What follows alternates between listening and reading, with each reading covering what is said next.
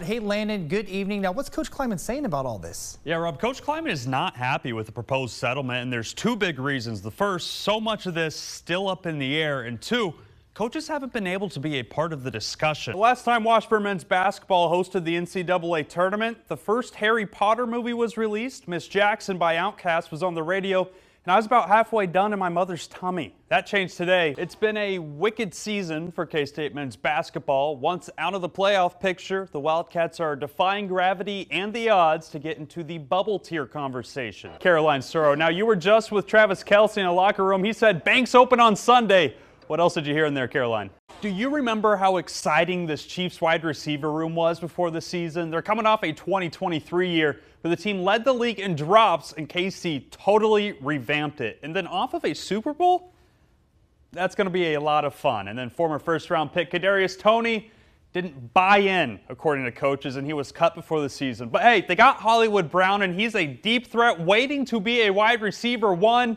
He suffered a clavicle injury in the first preseason game. But hey, there's still Rashee Rice, no sophomore slump, putting up record numbers until Patrick Mahomes took his knees out trying to stop an interception return. He's likely done for the season.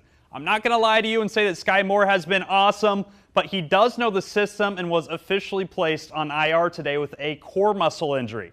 But here's the light at the end of the tunnel. You're getting a first look at newly traded for wideout DeAndre Hopkins from Tennessee, a guy that's been one of the best, if not the best, pass catchers of the last decade. See, we're down on the field right now. We're actually down by the end zone where that play happened. I happen to snag over there. If you can see, here is the literal grass that Isaiah likely stepped on that kept him from getting in the end zone. You can see the roots sticking out, with team captain Salvador Perez being the only player on that 2014-15 team still with this team. A lot of players asking, what was that atmosphere like? What can we expect from postseason baseball? And in pure Selby fashion, all he could do was let out a big smile. Lance Leipold oftentimes answering questions, not finding the words to say, much like all of us watching this game for the second straight week. Kansas Falls. Good morning from an emotional Ford Center in Evansville, Indiana, as Washburn men's basketball's magical season has come to an end. Now, to play basketball, you have to have loads of confidence, but you can't be cocky. It's a fine line. So I asked these guys, when they committed to Washburn, did they think that getting to this stage, the highest stage in all of D2, would that be possible? In KU baseball's home opener, the name of the game was missed opportunities until the bottom of the ninth. The Jayhawks come clawing back to tie the game. Then with the bases loaded, no outs, Daryl Osorio comes to the plate for the sixth time of the game. And the rest, as they say, is history. The confetti on the ground behind me means celebrations are in line as the Kansas City Chiefs are headed to a back-to-back-to-back Super Bowl. With 1 second left on the clock, it was the sound of the roaring crowd that let Chiefs Kingdom know they were leaving this game undefeated.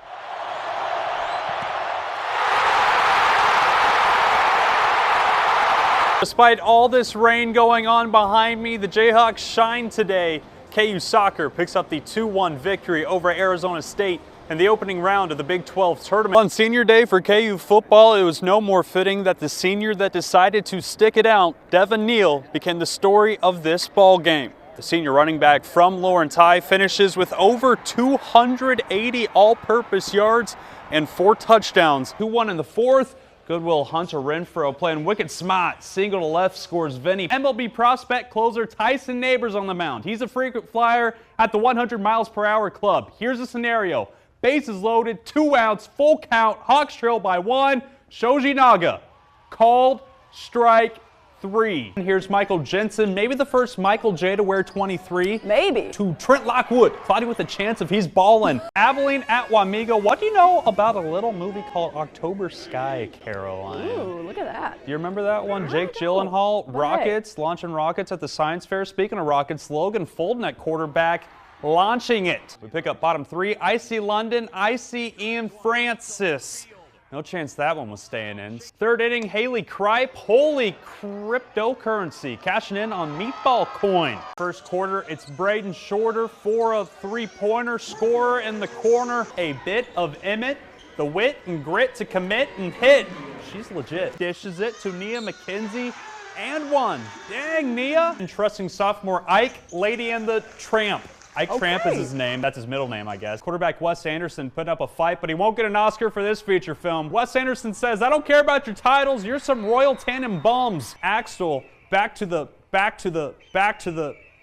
state championship Put that on game. repeat. I see Oregon. You got Big Ten. You got Phil Knight and Nike in your pockets in this NIL world. Why Kansas? Why make that jump here right now? Rumors circulating about a possible Missouri job opening.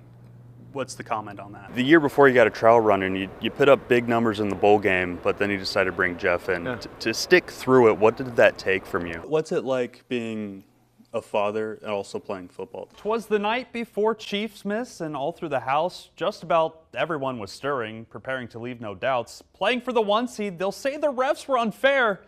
In little over an hour, game day will be in the air. Got soaking wet, so I had to take my shoes off, and I want to show you these puddles. Splashing around out here. If I had rubber boots, I'd put them on. I gotta get on the road. Boomtown is calling my name. Those folks in Wamego, you'll see me there. Got my seatbelt on. I'm in drive. I'm gonna be playing some music. Rebecca, we'll see you at 10.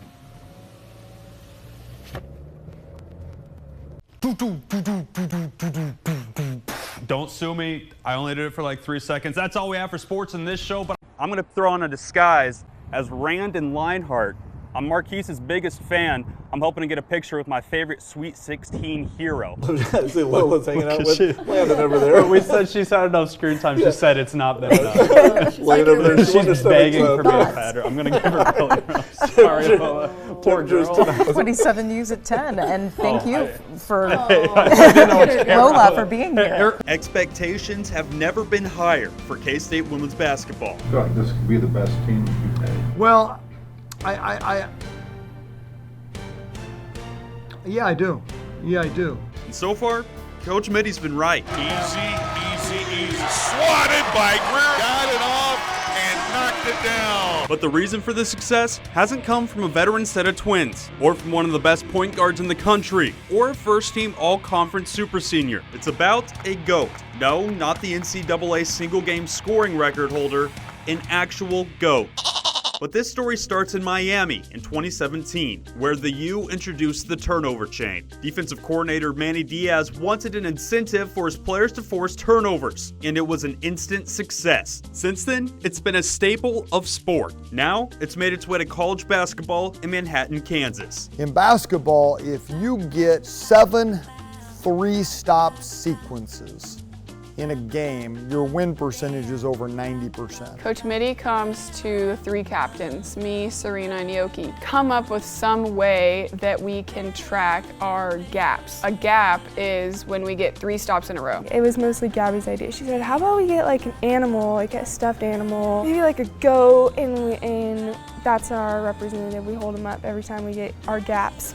And Yoki and I were like, what? The G's go together, gap goat. And goats are my favorite animal. If there's goats, like my parents be like, goats, Gabby, goats. So it was decided, and $65 on Amazon later, the Cats had their goat.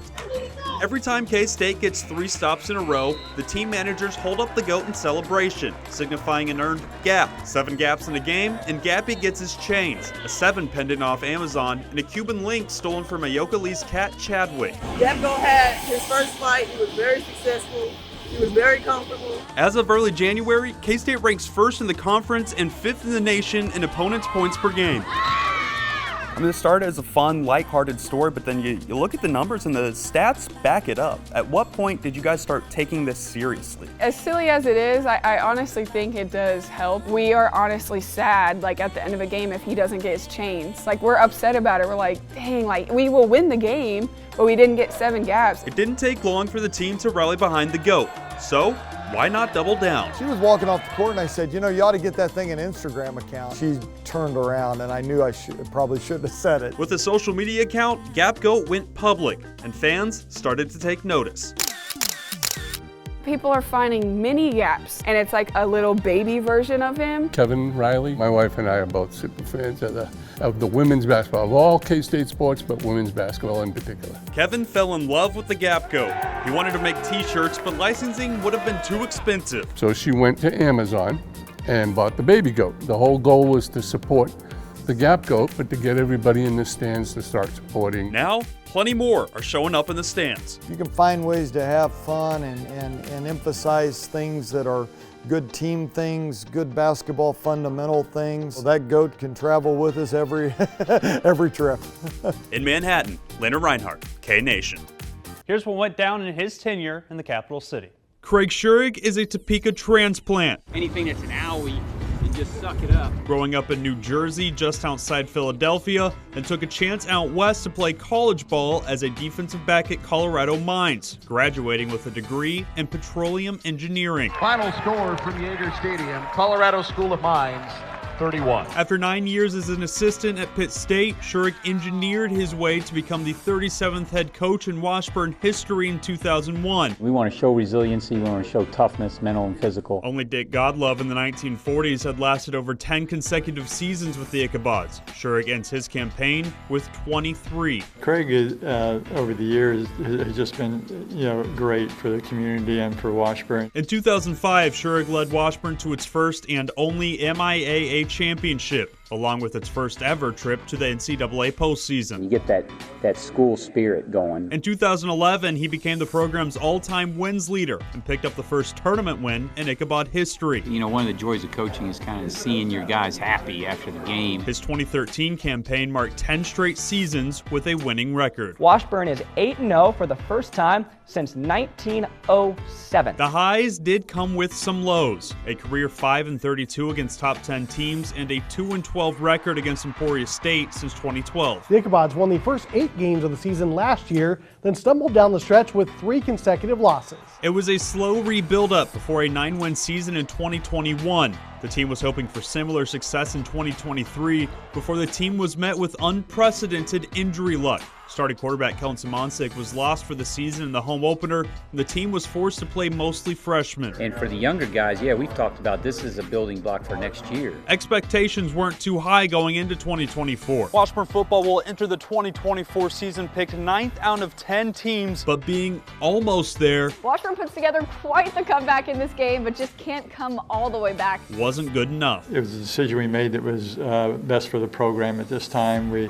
Obviously, the last 2 years, we haven't been successful win-loss record. This past year, we had a lot of close games. The name of the game is winning, and just felt we needed to make a change. Serving as the interim is longtime associate head coach Zach Watkins, a Schurig product in his own right. All-American Zach Watkins is returning to the school and joining head coach Craig Schurig's staff as a co-defensive coordinator for next season. 142 wins, $120 million indoor facility, 30 All-Americans, 7 NFL players, 2 decades, and 1 Craig Schurig. Washburn says it wants to hire as soon as possible and isn't against hiring from within, but wants someone who will win right away.